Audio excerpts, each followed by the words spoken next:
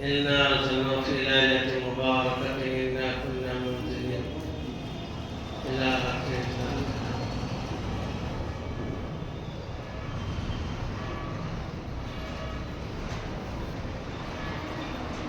الحمد لله সমস্ত প্রশংসা আল্লাহ সুবহানাহু ওয়া তাআলা।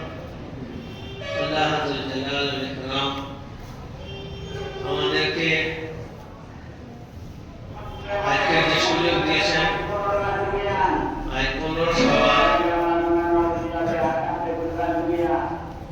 সওয়াল হলো আপনার একটা গুরুত্বপূর্ণ দিক। কিছু লোক আছে 15 সওয়ালের অত্যন্ত বাড়াবাড়ি করে, কিছু লোক আছে 15 সওয়ালে এর কোনো কিছুই নাই বলে তারা লোককে বোঝায়, দুটোই ভুল। এর গুরুত্বপূর্ণ আল্লাহ দিয়েছেন, কোরআনে আছে, কিন্তু খরাফাত নাই। বেদাতের যত কাজ আছে তা থেকে অবশ্যই মানা আছে। হাদিস ও কোরআনে যেগুলো আছে সেইগুলো করা হলো ইবাদত, আর হাদিস ও কোরআনের খেলাফে করাটা হলো বেদাত, নাজায়েজ। যেটাকে কোরআনে কারীম আল্লাহ সুবহানাহু ওয়া তাআলা বলেছেন, মা আতাকুম রাসূল ফাখুযুহু ওয়া মা নাহাকুম আনহু ফান্তাহু। যেটা করতে তোমার রাসূল বলেছেন সেটা করবে, আর যেটা করতে মানা করেছেন সেটা ছাড়বে। যেটা ছাড়তে বলেছেন সেটা ছাড়বে। এর নাম হলে দ্বীন। শরীয়ত কার নাম? করাটাও আল্লাহর হুকুমে, ছাড়াটাও আল্লাহর হুকুমে। না আমার মসজিদে আমি কোনো কাজ করতে পারি, না আমার মসজিদে আমি কোনো কাজ ছাড়তে পারি। করা এবং ছাড়া, আমর বিল মারুফ, সতের আদেশ করা, ওয়া নাহা আনিল মুনকার, অসৎকে প্রতিবাদ করা, নিষেধ করা, রুখে দেওয়া, এই দুটো মিলে ইবাদত। একটা ইবাদত হলো না। বনি ইসরাঈলে লুইনাল্লাযিনা কাফারু মিন বনি ইসরাঈল আয়াত অবতীর্ণ হয়েছিল এইভাবে যে বনি ইসরাঈলের মধ্যে আল্লাহ তাআলা লানত হয়েছে, আল্লাহর গজব। তো তার কারণ কি? এই জন্যে যে তারা মানা করতো, সৎ কাজ করতো, সতের উপর চলতো, আর যারা অসৎ কাজ করতো তাদের মানাও করতো। কিন্তু মানা করার পরে তাদের সাথে ওই রকমই তারা চলাফেরা করতো যেরকম ভাবে পূর্বে তারা চলাফেরা করেছে।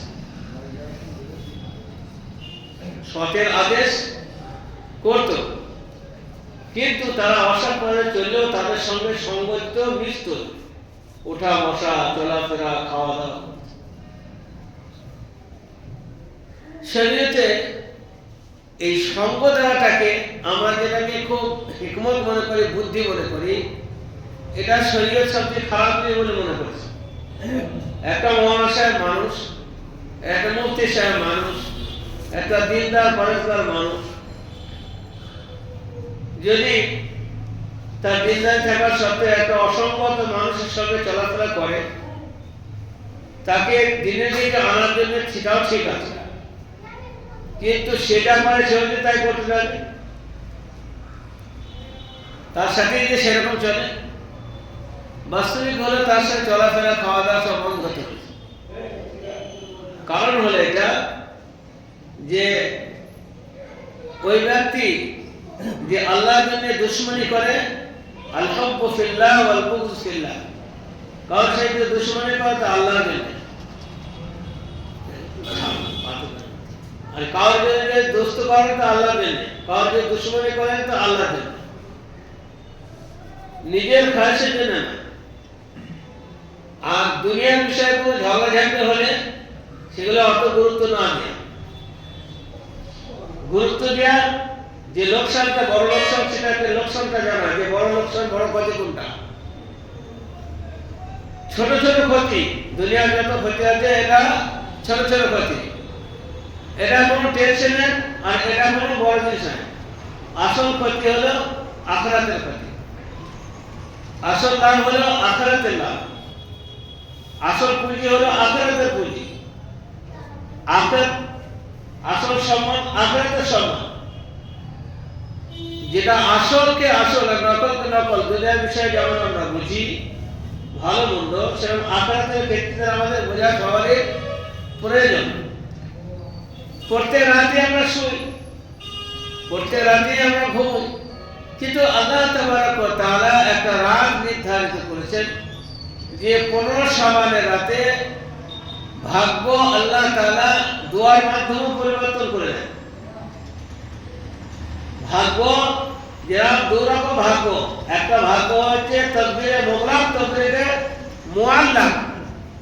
তো দোয়ার দ্বারা ভাগ্য পাল্টে যায়, কিন্তু দোয়ার দ্বারা যেমন আল্লাহ কোনদিন মৌত না আসে, মৃত্যু না হয়, সেটা পাল্টাবে না। কিন্তু আপনার বিমার, আপনি অসুস্থ আছেন, তা আল্লাহ আপনাকে সুযোগ দিচ্ছেন। কি সুযোগ?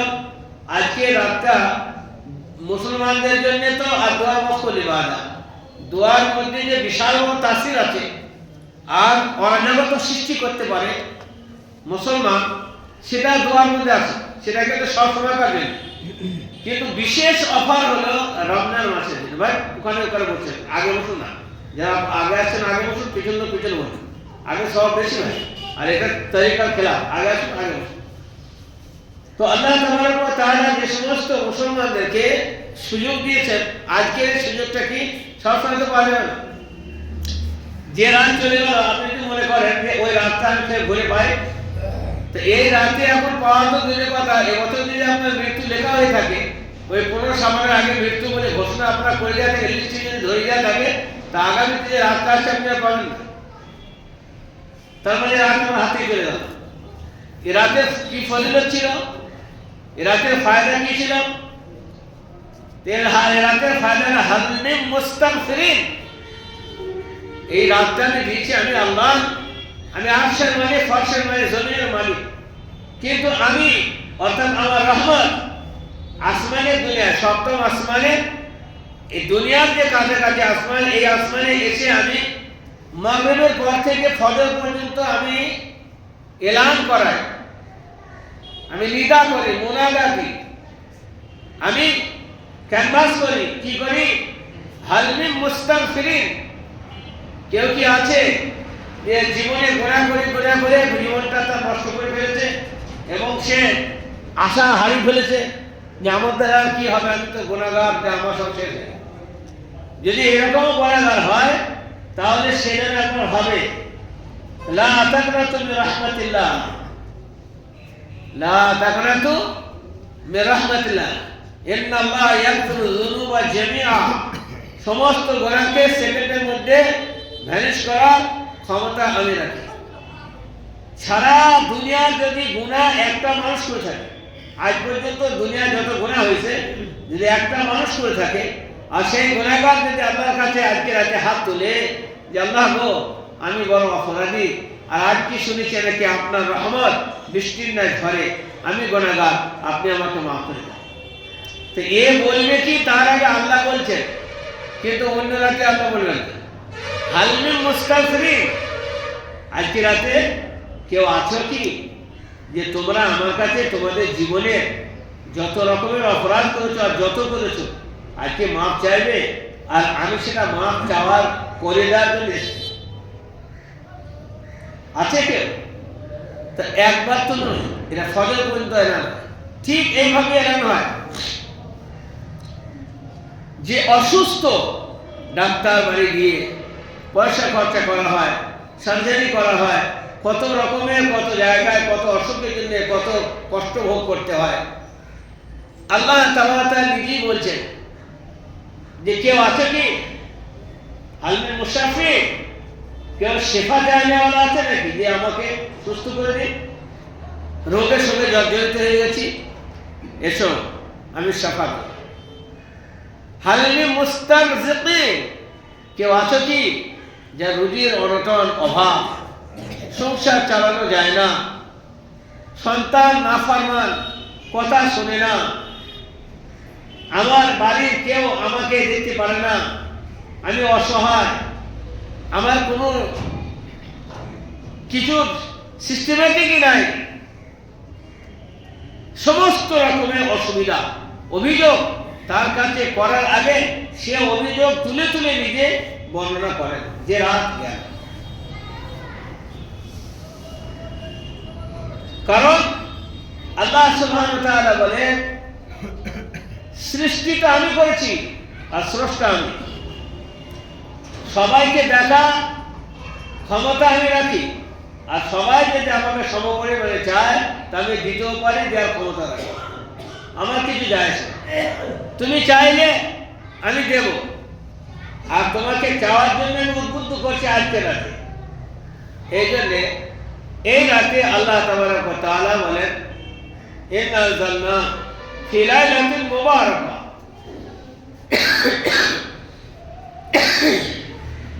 15 শাবানের রাত, এই মুবারক রাত আমি কোরআনটা অবতীর্ণ করেছিলাম লৌহে মাহফুজ থেকে আসমানের দুনিয়ায়। এই কোরআনটা এই রাতে অবতীর্ণ করেছে। ইন্না কুন্না মুনজিরিন, তাকে কোরআনের দ্বারায় মানুষকে জাহান্নামের, আখিরাতের ভয় আর আখিরাতের ডর দেখিয়ে তাদের সিরাতে মুস্তাকিমের দিকে যেন আনে আমার রসুল, এই জন্য আমি রসুল বানিয়েছি। পৃথিবীতে কোনো দেশে কোনো জায়গায় যখন আল্লাহর গজব নাজিল হয় সেখানে সবাই অপারগ হয়ে যায়, কারোর কোনো ক্ষমতা চলে না। মুসলমানদের আছে আল্লাহর কোনো গজব এলে কি করো, আল্লাহর রাস্তা বলে দিয়েছে। অন্য জাতির জন্য হাতিয়ার নাই। সালাতুল কুসুফ, সালাতুল কুসুফ, চাঁদ গ্রহণ, সূর্য গ্রহণ, এর নিদর্শন, এগুলো নমুনা, এগুলো হওয়ার সময় কিয়ামত আসার একটা আপনার দিক। যখন কিয়ামত আসবে, ইযা শামসু কুবিরাত ওয়া ইযা নুজুমু কাদারাত ওয়া ইযা জিবালু সুয়িরাত ওয়া ইযা ইশারু উত্তিলাত ওয়া ইযা বুহুশু হুশিরাত, কিয়ামত আসার পূর্বে চন্দ্র যেগুলো আছে চূর্ণ বিচ্ছিন্ন হয়ে যেরকম ভাবে পাঁপুড়ের মতো হয়ে যাবে, গুঁড়িয়ে দিলে পর ঘেরে যায়, সেরকম হয়ে যাবে। সূর্য থেকে এরকম হয়ে যাবে, তারা এরকম হয়ে যাবে। গাভীর ওঠ দিশেহারা হয়ে ছুটবে।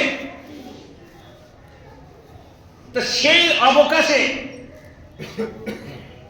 আমাদেরকে একটা কথা বলা হয়েছে, এটা হলো কিয়ামতের দিন ঘটবে, সূর্য বেনুর হয়ে যাওয়া। তাই যখন সালাতুল কুসুফ আসে, সূর্য যখন আমরা সূর্যগ্রহণ হয় যেটা বলি, তা তখন ওটা কিয়ামতের মতোই একটা জিনিস। আল্লাহ রাসূল বলেছেন, বলা তো যায় না যদি কিয়ামত চলে আসে। তার সেই জিনিস থেকে বাঁচার জন্যে আর আল্লাহ যেন সহজে সূর্যকে ফিরিয়ে দেন, তারপর চলে তোমরা মসজিদে জামাত হবে এবং 2 রাকাত সালাতুল কুসুফ নামাজ হবে। এই নামাজ যখন এই বিপদ আসে পড়া হয়। এইভাবে সালাতুল কুসুফ আছে, এইভাবে সালাতুল ইস্তিসকা আছে। সালাতুল ইস্তিসকা, পানির অভাব, পানি তো জমিনের নিচে নাই, পানি তো আল্লাহর হুকুমে আছে। বোরিং করলে পানি পাওয়া যায়, কিন্তু কতটা? একদিন বোরিংও জবাব দিয়ে দেয়। কারণ পানি আমরা মনে মনে করি যে নিচে আছে, পানি নিচে নাই, পানির নিচে স্টক হয়। যেরকম ভাবে এই যে আমাদের ট্যাঙ্কিতে পানি আছে, তো ট্যাঙ্কির সংযোগ যদি কেটে যায় তো ট্যাঙ্কিতে পানি যাবে না। এর সংযোগ আল্লাহর আরশে ঠিক আছে, আল্লাহর হুকুমের সাথে আছে। আর পানি অবতীর্ণ কখনো আসমানে জমিন থেকে ওপর দিয়ে পানি হয় না, বরং ওপর থেকে বেশি বৃষ্টি হলে তখন জমিনে সেটা ভাসমান হয়। ও ভাসমান দেখায় আর উত্তাল হয় আর ডুবতে আরম্ভ করে, কিন্তু ওটা ক্যাপাসিটিটা ওর নয়। ক্যাপাসিটি পানির উপর থেকে হয়। আনতুম আনজালতুমুহু মিনাল মুজলি আম নাহনুল মুনজিলুন, পানি বর্ষণ আমি করি না তোমরা করো, এবং কোথা থেকে করি? তো আসমান থেকে পানি বর্ষণ করি। কে করে? আল্লাহ করে। আমি যদি পানির ফোঁটা বড় করে দিই, তা যেমন পাথর পড়লে বাড়ি ঘর নষ্ট হয়ে যায়, ওরকম যে বড় বড় পাঁচ ফুটা নেই, তা তোমরা পানিতে উপকার হওয়া তো দূরের কথা, এক তো ডুবে যাবে, দুটো সব শেষ হয়ে যাবে। কিন্তু আমি হিসাব করে দিয়েছি, কখনো আটা চালার মতো, কখনো একটু ফোঁটা বড় হয়ে গেলে পরে মাঠে আর লোক দাঁড়াতে পারে না, ছোটে বাড়িতে, কেন পানির ফোঁটা এত জোর। আমি আল্লাহ কত নিয়ামত দিয়েছি তোমাদেরকে, যে এইগুলো হলো আসমান থেকে আসা আল্লাহ দেয়। তা চাঁদ গ্রহণ হলে পরে, সূর্য গ্রহণ হলে পরে, কোনো বিপদ এলে পরে আশ্রয় নেওয়া হয় কোথায়? মসজিদে। পানি না হলে পরে আল্লাহ রাসূল পাক সাল্লাল্লাহু আলাইহি সাল্লাম উম্মতকে বলে দিয়েছেন যে উম্মত যেন সমূলে ইস্তেগফার করে সেই জাতি তখনকার সময়, এবং মাঠে চলে যায়, এবং মাঠে গিয়ে কীভাবে একটা চাদর পরতে হবে, চাদর পরে দু রাকাত নামাজ পড়বে, চাদর আস্তে আস্তে খুলে যাবে, আর ওই নামাজ শেষ হবে আমি আল্লাহ পানি বর্ষণ করব। রাসূল করিম সাল্লাল্লাহু আলাইহি ওয়াসাল্লাম পদে বিপদ থেকে মানে এগুলো সব দুনিয়ার উপকার এবং ফায়দার জন্য, দুনিয়ার উপকার এবং ফায়দার জন্য। আমি যদি গুনাহ মাফ করে দিই, কিয়ামতের দিনে ও যখন উঠবে তা মাসুম হয়ে উঠবে। এরকম যদি কয়েকটা রাত পাওয়া যায়, এরকম যদি কয়েকটা দিন পাওয়া যায়, তাহলে নেকি আর তার স্টার থাকবে, আর গুনাহ তার মাথা থেকে আল্লাহ শেষ করে দেবেন। এই জন্যই সুযোগগুলো আল্লাহ তাআলা খাস রহমত। কারণ রাসূল কারীম সাল্লাল্লাহু আলাইহি ওয়াসাল্লাম জিজ্ঞেস করেছেন, ইয়া রাসূলুল্লাহ, আমার উম্মতের যে হায়াত এত কম, আমার উম্মতের হায়াত অনেক কম, এর মোকাবেলায় পূর্ববর্তী উম্মতের হায়াত 1000 বছর, 500 বছর, 300 বছর, 900 বছর। তাহলে তাদের ইবাদত করতে, তারা অনেকটা ইবাদত করতে পেরেছেন, অনেকদিন তারা দুনিয়ায় থাকতেন। আমার উম্মত তো খুব অল্প সময়ের মধ্যে দুনিয়ায় থাকবে, কি করে তারা কি করবে? তার জন্য এই সুযোগগুলো দেওয়া আছে। যেরকম ভাবে একটা রাত ইবাদত করলে 83 বছর 4 মাস ইবাদত করার সমান। শবে কদরের রাতে আসে, এটা হলে শবে বরাত, আর একটা শবে কদর। যদি একটা শবে কদর কেউ পেয়ে যায়, হ্যাঁ, ইন্না আনজালনাহু ফি লাইলাতুল কদর ওয়া মা আদরাকা মা লাইলাতুল কদর, এটা উম্মতকে দেওয়া হয়েছে সুবিধা। এখন বিষয়টা হলো বুঝা। উম্মত এই রাত বুঝলো না, রাতে ইবাদত করলো না, আল্লাহর কাছে কাঁদাকাটি করলো না, তাহাজ্জুদ করলো না, কোরআন পড়লো না, দোয়া মানলো না। একদল বলছে সব করতে নয়, একদল বলছে কি করতে আছে? তাহলে কোরআন হাদিসে যেগুলো আছে কি করতে আছে? একদল বলছে হালুয়া বানাও, হালুয়া আর রুটিতে রেখে দিয়েছে, হালুয়া রুটি আর বোম বারুদ ফোটানো, আর কবরস্থানে গিয়ে আপনার এই ফুল মালা ইত্যাদি নিয়ে ও এক ঝামেলায় পড়ে আছে। শরীয়তের এই ঝামেলা নেই। কবরে যাওয়া তো অবশ্যই আছে, জিয়ারত করা আছে এই রাতে। আল্লাহ সাল্লাল্লাহু আলাইহি ওয়াসাল্লামকে পাশে মা আয়েশা শুয়েছিলেন, রাসূল কারীম সাল্লাল্লাহু আলাইহি ওয়াসাল্লামকে না পেয়ে, অন্ধকার, খুব অন্ধকার ছিল, খুঁজে পাচ্ছেন না, চলে গেল। তাদের জান্নাতুল বাকিতে আল্লাহ রাসূল পাক সাল্লাল্লাহু আলাইহি ওয়াসাল্লামের গায়ে যখন গা ঢেকেছে, তাদেরকে আল্লাহ রাসূল পাক সাল্লাল্লাহু আলাইহি ওয়াসাল্লাম খুব কাঁদছেন জান্নাতুল বাকি ওয়ালাদের জন্য, উম্মতে মুহাম্মাদের জন্য, যে আল্লাহ এদের মাগফিরাত, আল্লাহ এদের মাগফিরাত করুন। কাঁদছেন। আমাদের যারা এবারে তো ঘুমোবে, এরা হালুয়া খাবে, আর একদল আছে হালুয়া রুটি দলে বোমাদের, আর একদল ফক্কর আছে, সে বলবে সব কিচ্ছু নাই, বেদাত। ওই রাতে নামাজ পড়াও বেদাত, কোরআন পড়াও বেদাত, সব বেদাত, মানে তুইও বেদাত, তোর বাপও বেদাত।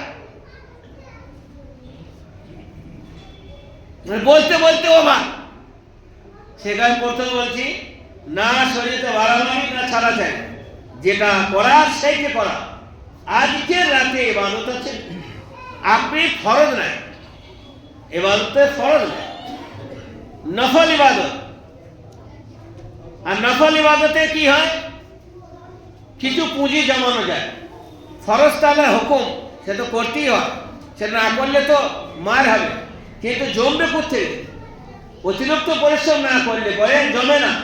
তো অতিরিক্ত পরিশ্রম হলে নফল, অতিরিক্ত পরিশ্রম হলে বেশি বেশি তেলাওয়াত, অতিরিক্ত পরিশ্রম হলে বেশি বেশি দোয়া, অতিরিক্ত পরিশ্রম হলে তাহাজ্জুদে সিজদা করে থেকে আল্লাহ করে কাঁদা। সারা বছর আমি খাই ঘুরে বেড়াই, আর একটা রাতের কিছু অংশ ইবাদত করতে পারবো না। তারপর ফের এটাও বলেছেন যে আপনি শুধু নামাজই বলুন তা নয়, আপনি দোয়া করতে পারেন। একাকীভাবে দোয়া করুন, জীবনে কোনো গোনা করে দোয়া করুন, আপনাদের পূর্বসূরি দুনিয়াতে চলে গেছেন তাদের জন্য দোয়া করুন, মাগফিরাতে দোয়া করুন, আল্লাহর কাছে চান। কত অসুখ বিসুখ অত্যাদি ইত্যাদি আমরা ঝামেলা থাকি, লোকের কাছে গিয়ে গায়, ডাক্তার কাছে গিয়ে কান্না করে, লোকের খোঁচামলি করে, লোকের পায়ে ধরে। আল্লাহ বলছেন হালবিল মুস্তাগফিরিন, কেউ আছো কি আমার কাছে তোবা করবে, কেউ শিফা আমার কাছে চাইবে, রুজির অভাব হলে আমার কাছে বলো। আজকে আমি তোমার কথা খুব বেশিভাবে শোনার জন্য। তারপরে দিনের বেলা রোজাও নফল, একটা রোজাও নফল নয়, দুটোও নফল, রাখতে পারে না রাখতে পারে, কিন্তু রাখলে সব বেশি। রাসূল কারীম সাল্লাল্লাহু আলাইহি ওয়াসাল্লাম এই মাসে শাবান মাসে সব থেকে বেশি 12 মাসের মধ্যে, রোজা মাসটা তো আলটোটাল সবার জন্য ফরজ, কিন্তু 12 মাসের মধ্যে সব থেকে বেশি যে রাখতেন আল্লাহ রাসূল এই মাসে, এই মাসে বেশি রোজা রাখতেন।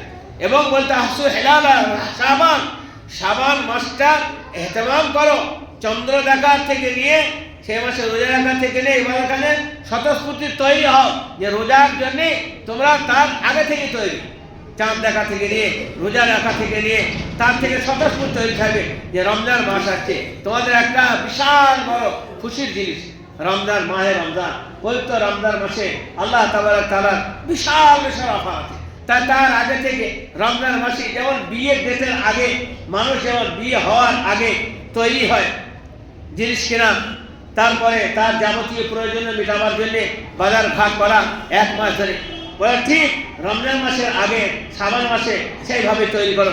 অনেক বাড়িঘর গুছানো, পরিষ্কার পরিচ্ছন্ন করা, কিছু রেশন তুলে নেওয়া, কাপড় জামা তৈরি করলে আগে করে নেওয়া। কারণ হচ্ছে রমজান মাসে খালি দর্জির কাছে ঘুরে বেড়ায়, খালি জামা তৈরি করতে হবে, সে এক ঝামেলা। দর্জিও দেখলে এই মাসটা হলো কামাইয়ের ইনকামের মাস, সেও লাগলো কাপড় তৈরি করতে, এও দিলে কাপড় তৈরি, সব ঝামেলা। 1 মাসে রেশন তুলে দেন, 1 মাস দোকান বন্ধ থাক, এ মাসে আমি ব্যবসা করবো না। আজকের দিনে যেরকম ভাবে ব্যবসায়ীরা যদি মনে করতেন যে রাতে আমি খুব ইবাদত করবো, আল্লাহ কাছে মানবো, তারপরে আমরা ফের দিনের বেলা রোজা রাখবো, একটা রাত একটা দিন যে দোকান বন্ধ থাকে, একটা দিন একটা রাত যে চাষের কাজ বন্ধ থাকে, তা আল্লাহ যে এত অফার দিয়েছেন, এত অঙ্গীকার করেছেন, এত আল্লাহ রাসূল সাল্লাল্লাহু আলাইহি ওয়াসাল্লামের মারফতে এত সহি কথা এবং এত ওয়াদাপূর্ণ কথাগুলো একটু আমরা যত্নবান হই। মাঠে সারাদিন খেতে খেতে মরবে, দোকান নিয়ে কর্জা ঋণে ডুবে মরে শেষ হয়ে যাবে, তবু তার এতটুকু আকীদা বিশ্বাস নাই যে আল্লাহর দরবারে কি ফরিয়াদ করলে সে আমার কমিয়ে দেবে, এ তার বিশ্বাস নাই। রোগে জর্জরিত, তবু আল্লাহর কাছে বলে না। এমনিতেই আপনার সাধারণভাবে কোনো অসুখ বিসুখ হলে পরে ফার্স্টে আল্লাহর কাছে দরকার নামাজ করে যাওয়া, সরকার করা, তারপরে তার ডাক্তার পানির ব্যবস্থা পড়ে সাধারণ মাসে। কিন্তু আমাদের পরমাইলে